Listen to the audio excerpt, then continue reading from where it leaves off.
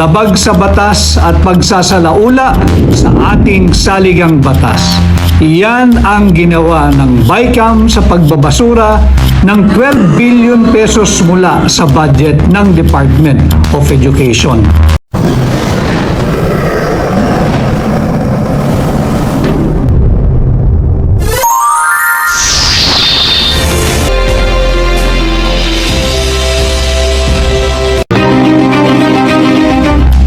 Unconstitutional, labag sa batas at pagsasalaula sa ating saligang batas.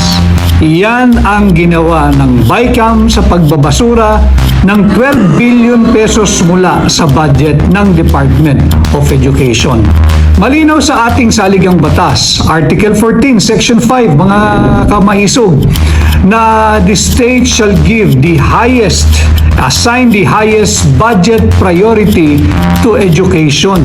At malinaw din sa ating saligang batas, dyan din sa Article 14, that the state shall promote and protect the right, karapatan po ito the right of every citizen to quality education at all levels. Sa lahat ng antas, yung kalidad ng edukasyon ang prioridad. Walang puso, walang pakialam ang ating mga mambabatas sa ating mga kabataang Pilipino.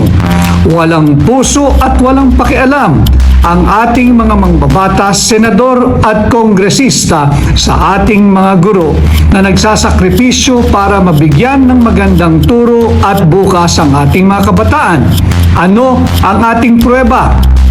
Kinaltasan ng 12 billion pesos ang DepEd.